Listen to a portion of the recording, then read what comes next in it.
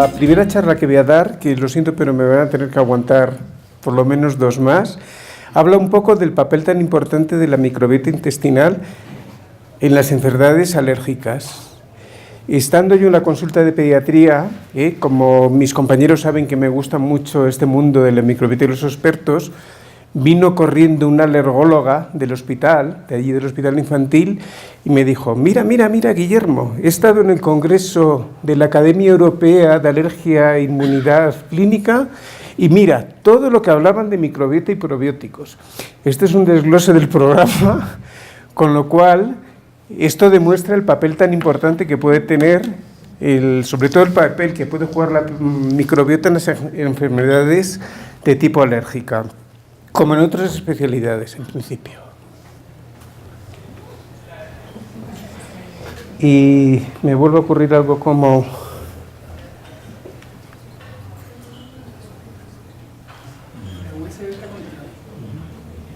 Pásame la siguiente, así, y vamos pasando.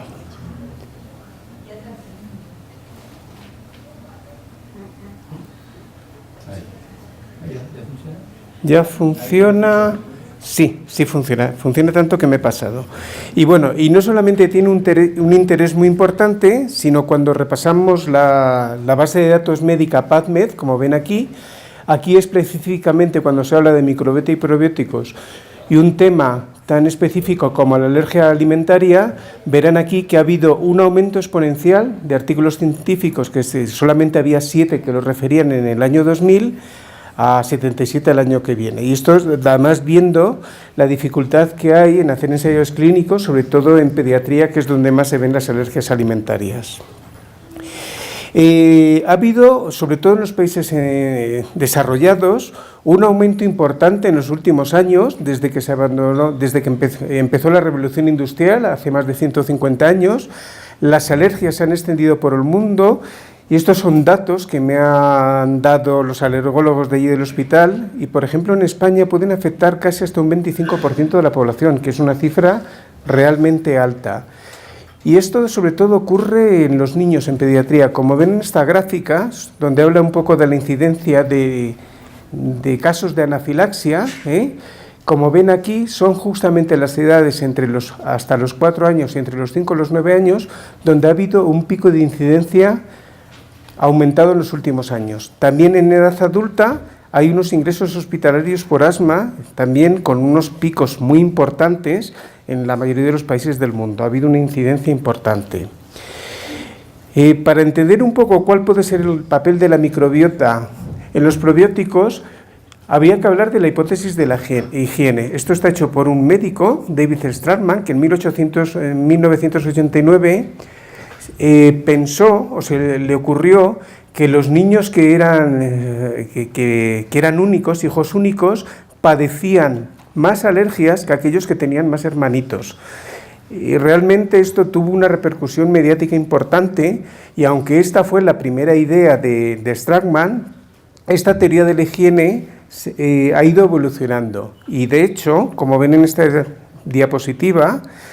existen hipótesis de la higiene revisadas. Entonces se ha visto, por ejemplo, que aquellos niños que están un poco entre pañales, con muchísima higiene, que están vacunados con antibióticos, puede haber un desequilibrio del balance TH1-TH2, así hablando de una manera simple,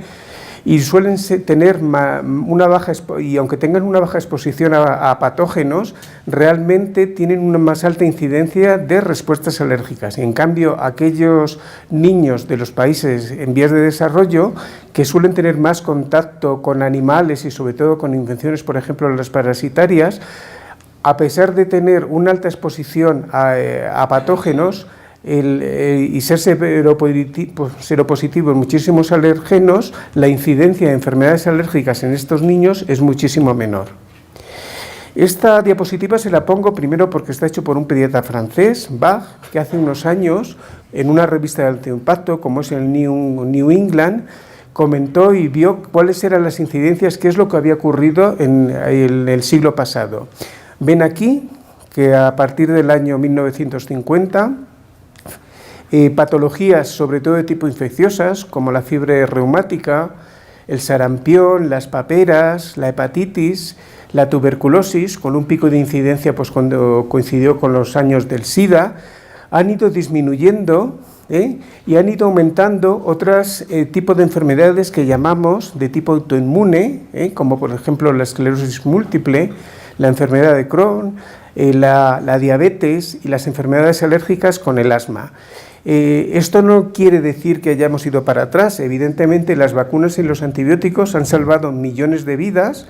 Yo creo que es fundamental y gracias a ello la esperanza de vida es muchísimo más alto, pero hemos pasado de superar una serie de enfermedades y han empezado a englobarse, a aparecer otro tipo de enfermedades. Esto es lo que ha dado pie también a otra teoría que se llama de los viejos amigos, donde se describe un poco, pues eso, que el contacto que teníamos en su momento con este tipo de gérmenes y bacterias a lo largo de la vida se ha ido perdiendo y por eso han empezado a aflorar aquellas patologías de tipo autoinmune. Aún así, hay otra teoría más que habla un poco de la hipótesis de la diversidad, donde habla que esa diversidad microbiana se ha ido perdiendo a lo largo de los años, de los últimos años, y eso ha hecho que hayan aparecido otro tipo de enfermedades de tipo alérgico, como pueden ser el asma y la rinitis alérgica. Y hay un aspecto de la hipótesis de la diversidad que se llama el efecto granja, como ven aquí. Esto de Parsifal y Gabriela es el nombre de las granjas, no es que tengan nada de especial, pero sí se ha visto que en esos niños que están en granjas en contacto con los animales, tanto en una granja como otra, el índice o la prevalencia de enfermedades como pueden ser la atopia o el asma es muchísimo menor que aquellos niños que viven en una población de tipo urbana, como ven aquí. Resumiendo un poco los datos que yo creo se han ido tocando a lo largo del día, hay unos factores positivos, como es el parto por vía vaginal, la lactancia materna, el contacto con los animales, el no esterilizar tanto los chupetes, que lo que hacen es estimular el balance con mayor producción de los linfocitos Th1, y por el contrario hay otro tipo de factores que estimulan más el balance hacia los linfocitos Th2, como pueden ser la cesárea, la lactancia artificial, el uso de antibióticos, sobre todo el uso indiscriminado, el mal uso de ellos, y la esterilización, por ejemplo, no solamente de los chupetes, sino de mucho tipo de comidas en principio. Así se ha visto en los trabajos que ha publicado Gloria Domínguez Bello, que, por ejemplo, ese aumento de cesáreas en el mundo ha provocado, en principio, que se hayan desarrollado y sea más propenso a aquellos pacientes que nacen por cesárea, aquellos niños, que haya enfermedades no solamente de tipo alérgico como el asma o como la alergia, sino también la obesidad, la diabetes y la enfermedad celíaca, como iremos viendo en las charlas que vamos a hablar hoy. Este estudio es también para hablar un poco de la limpieza del chupete, aunque parezca así de raro. Hay un estudio prospectivo en 184 recién nacidos, al menos uno de los progenitores era alérgico, a los 4 meses se le recogió una muestra de la saliva del bebé para determinar la microbiota que tenían en esos chupetes y luego se evaluó tanto a los 18 meses como a los 36 meses y se les hizo una analítica donde se recogían una serie de determinaciones analíticas en las que estaban el porcentaje de eosinófilos, la IgE total y las IgEs frente a inhalantes y alimentos. Entonces se vio que aquellos niños a los que se les esterilizaba el chupete tenían mayor incidencia, como ven aquí, de asma que aquellos niños en los que directamente no se esterilizaba el chupete. E incluso todavía tenían menor incidencia de estas enfermedades de tipo alérgica aquellos niños, a los padres no solamente no les esterilizaban el chupete, sino que lo iban chupando y lo chupaban los papás, en principio. Cuando saqué este artículo, los residentes me dijeron que estaba loco. ¿Qué haces tú sacando un artículo para hablar de los lavaplatos y esto? Esto es medicina, no es medicina. Pero sí ha habido varios que hablan un poco de todo este tipo de cosas. Por ejemplo, se sabe, en este artículo que salió en el Pediatrics en 2015, que cuando juntamos 3 factores, uno, el lavado de manos, en vez de frente al lavaplatos, otro, la utilización de alimentos, de frutas y hortalizas recogidas directamente del del jardín, vamos, del huerto en principio, y luego cuando se añade la toma de un producto lácteo fermentado, los índices de enfermedades de tipo alérgica son muchísimo menor cuando se complementan los tres factores que cuando se hacen todos aislados en principio, como que ven. Esta diapositiva, que también es del grupo de Gloria Domínguez Bello, es para demostrar la importancia que tiene la occidentalización en la pérdida de la diversidad microbiana. USA son realmente los habitantes de Nueva York y, como ven aquí en las diapositivas, tanto el número de bacterias como esa diversidad microbiana es muchísimo menor que aquellas poblaciones del Amazonas, como ven aquí. Y esto tiene una repercusión importante no solamente en la microbiota, sino que juega un papel importante en la salud, sobre todo en las enfermedades alérgicas. También estudios posteriores han demostrado que, por ejemplo, y como comentaba también el profesor Evaristo en las primeras charlas, hay una etnia Hadza, que es de Tanzania, que es una etnia recolectora, que comen sobre todo frutas y hortalizas, con una alta incidencia de fibra vegetal. Ven que la microbiota que tiene es mucha más diversa que poblaciones europeas, en este caso los italianos. Pero cuando comparamos dos poblaciones occidentales, una los niños europeos y otra los niños chinitos, vemos que a pesar de cambios en la dieta, simplemente por la occidentalización, prevalece el enterotipo tipo 1, que es más propenso de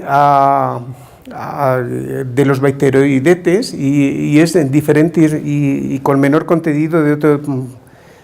otro enterotipo, que son las prebotelas, en principio. Pero vamos a hablar un poco de qué evidencia científica, que no es mucha, hay en ciertas patologías de tipo alérgica. Vamos a empezar en principio con la dermatitis atópica. Sí hay mucha evidencia científica y de hecho están descritos en muchísimas guías de práctica clínica, entre ellas la de la VGO que antes ha hablado la doctora Abreu, donde se ve que los suplementos con ciertas cepas probióticas durante el embarazo, sobre todo los últimos meses del embarazo y los primeros meses de lactancia, cuando se da a madres que han tenido antecedentes de hijos con dermatitis atópica, la incidencia de nuevos hijos con dermatitis atópica es muchísimo menor. Esto tiene un alto grado de evidencia. Hay unos estudios clásicos del grupo de Erika Isolauri en Finlandia, donde desde hace ya más de 10 años se utilizan en embarazadas, en este caso es la cepa LGG, que se utiliza durante esos últimos meses del embarazo y luego después del parto, tanto en niños que están con lactancia materna como en lactancia artificial.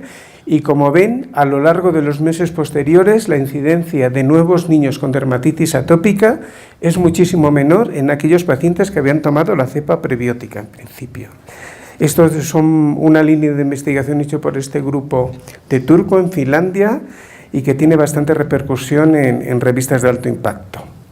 No solamente en la prevención, sino que últimamente se están haciendo también metaanálisis y revisiones sistemáticas para el tratamiento de los niños que ya tienen dermatitis atópica de una manera establecida, como ven aquí. Incluso en España se ha publicado en una revista de alto impacto el empleo de un preparado que tenía una cepa probiótica en niños con dermatitis atópica entre los 4 y 10 años de edad y como ven aquí, los índices de SCORA, que marcan un poco la gravedad de los brotes de dermatitis atópica y de los eczemas, de los brotes de eczema, son muchísimo menores a lo largo de las semanas en los niños que han tomado el probiótico frente a los que han tomado el placebo. La siguiente patología que vamos a hablar es la rinitis. Existen metaanálisis, este es uno de 22 ensayos clínicos contrastados. En 17 de ellos demostraron eficacia clínica, aunque sí es verdad que sobre todo es eficaz para el tratamiento de la rinitis y sobre todo si esta es de tipo estacional y no se han visto en principio eficacia en la rinitis para prevención de la rinitis y lo que hacen es mejorar los síntomas sobre todo de tipo catarral en este tipo de pacientes. El asma, que es otra Patología alérgica, hasta el momento, aunque como ven hay bastantes estudios donde se han realizado bastantes metaanálisis, hoy por hoy no se ha demostrado que las diferentes cepas probióticas y preparados probióticos que se han utilizado tengan una evidencia científica tanto ni en la prevención ni en el tratamiento del asma y de las sibilancias. Aún así, hay estudios que hablan del papel importante que podía jugar el microbioma en el asma,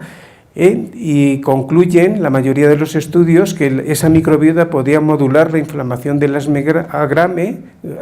grave y sus fenotipos relacionados, y que a lo mejor corrigiendo esa disbiosis en un futuro con el empleo de probióticos podríamos mejorar esos brotes agudos. Esta diapositiva no se la pongo para decirles que hay que curar la bronquiolitis con probióticos, por supuesto, pero sí se sabe, y de ello se está empezando a estudiar mucho en microbiota respiratoria, que la microbiota que tienen los niños con bronquiolitis es muy diferente que aquellos lactantes que no lo padecen. Y entonces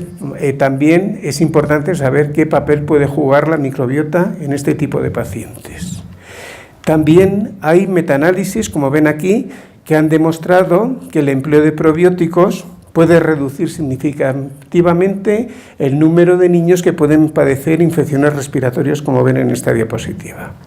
La alergia alimentaria. Creo que se ha hablado esta mañana, además varias veces, de la importancia que tenía el tipo de lactancia para el desarrollo posterior de la microbiota. En este trabajo ya de hace unos años, publicado por Penders en Pediatrics, ven que aquellos lactantes que toman exclusivamente leche materna tienen una microbiota intestinal muy diferente a aquellos lactantes de fórmula, sobre todo por un aumento importante de las bifidobacterias, como se ha comentado esta mañana.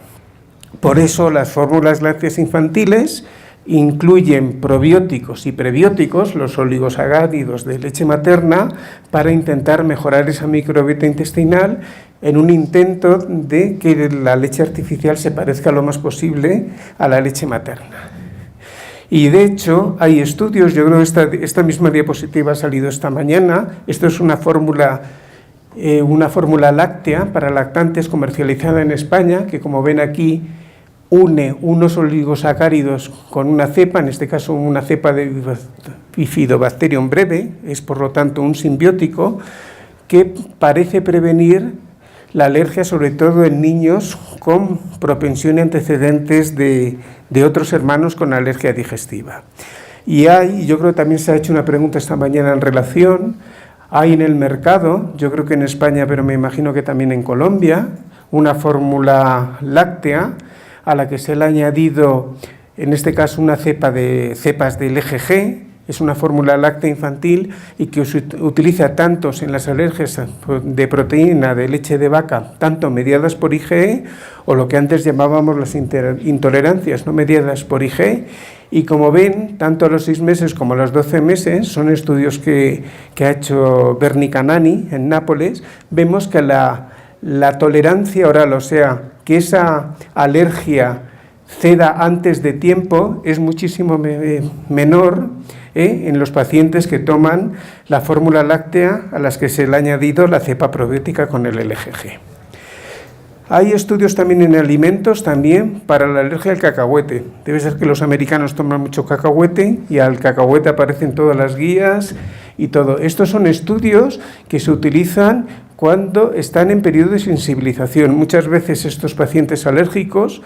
para evitar el temor de que tengan alguna anafilaxia, se les van dando pequeñas cantidades del alergeno, en este caso el cacahuete, para evitar. Y se han visto en trabajos posteriores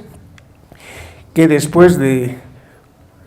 4 años, después de haber realizado ese tratamiento de sensibilización, en aquellos pacientes que habían tomado el probiótico, la tolerancia tras 8 semanas era de un 58% frente a solamente un 7% del grupo control. También la adición del probiótico es eficaz cuando lo comparamos en la alergia al cacahuete frente al placebo. Hemos hablado un poco de prevención cuando hablamos de la toma de probióticos durante el embarazo, pero realmente la mayoría de las guías de práctica clínica dicen que para prevenir la dermatitis atópica en los lactantes, potencialmente se deberían utilizar el uso de probióticos en aquellos lactantes de riesgo, aquellos lactantes que han tenido hermanos que han padecido dermatitis atópica. Existen también otra serie de trabajos que lo que hacen es valorar la microbiota en la primera infancia y ver si se relacionan con el desarrollo posterior de alguna alergia. Entonces, en este caso, se ha hablado que esos contactos que mantiene el niño durante los 100 primeros días de vida con bacterias intestinales y con hongos podían hacer que el desarrollo de un asma atópica o bronquiolitis en el niño pequeño fuera menor cuando tienen esos contactos precoces. Estos son estudios que se han hecho sobre todo en poblaciones indígenas de Ecuador, como ven ahí. Y existen también estudios, como hemos comentado, hablando de la importancia que podía tener el asma posterior, sobre todo cuando se evitan esos contactos con alergenos en ese asma infantil de los primeros meses. Aunque hay varias guías de práctica clínica que recomiendan, la verdad es que la mayoría dicen, como comentamos esta mañana, igual que el Comité de Nutrición de la ESGAN, que hoy por hoy no hay trabajos suficientes para recomendar de una manera rutinaria, pero la única que se moja un poco es la Organización Mundial de Alergia, que en el año 2015 dice que se deberían suplementar probióticos en 3 situaciones: en las mujeres gestantes de un bebé de alto riesgo alérgico, en las mujeres lactantes de un bebé de alto riesgo o simplemente cuando un bebé puede tener alto riesgo alérgico, en principio. Como conclusiones, decir que esos cambios en la microbiota intestinal pueden jugar un papel importante en la fisiopatología de los trastornos alérgicos, la importancia de las diferencias de la colonización perinatal y de la accidentalización que estamos padeciendo ha llevado a una prevalencia importante de alergia en los últimos años. Hay evidencia, como hemos visto, de modelos animales y estudios in vitro sobre el papel que puede jugar la microbiota para modelar este sistema inmune. Es verdad que los metaanálisis que hay sugieren un beneficio del empleo de probióticos solamente hoy por hoy en la prevención de la dermatitis atópica, pero es verdad que hay resultados prometedores en muchas más patologías. Y lo que sí es importante es, como han comentado en las charlas anteriores, sobre todo la doctora Abreu, la importancia de hacer ensayos clínicos controlados, porque los que hay ahora, los metaanálisis, son muy heterogéneos, mezclando muchísimas cepas, tipo de poblaciones, edades, dosis y duración. Y nada más, darle las gracias por su atención.